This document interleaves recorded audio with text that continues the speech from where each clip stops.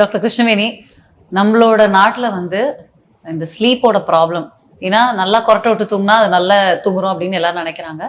But இந்த ஸ்லீப்போல வர issues அதோட ப்ரிவலன்ஸ் எவ்வளோ இருக்குன்னு நீங்க நினைக்கிறீங்க? ஓகே. ஸோ யூஸ்வலி வந்துட்டு ஸ்னோரிங் வந்து ஒரு மித்தாக தான் நிறைய பேர் பார்க்குறாங்க.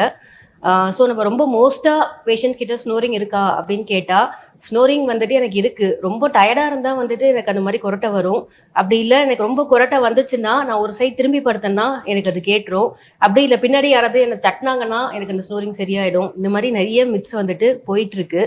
ஸோ ஸ்னோரிங்கோட இம்பார்ட்டன்ஸ் வந்துட்டு இப்போ நமக்கு அந்த அளவுக்கு தெரியுதா அப்படின்னு பார்த்தா டெஃபினட்டாக கிடையவே கிடையாது. பட் ஸ்னோரிங் வந்துட்டு ஹார்ம்ஃபுல்லா அப்படின்னு கேட்டால் ஐசோலேட்டட் ஸ்னோரிங் அப்படின்னு சொல்லுவாங்க. ஸோ ஸ்னோரிங் மட்டும்தான் இருக்குது அப்படின்னா வந்துட்டு it is not harmful. But இப்போ ஸ்னோரிங்கோட சேர்த்து மார்னிங் டைமில் வந்துட்டு ஒரு எக்ஸசிவாக தூக்கம் வந்துட்டே இருக்குது.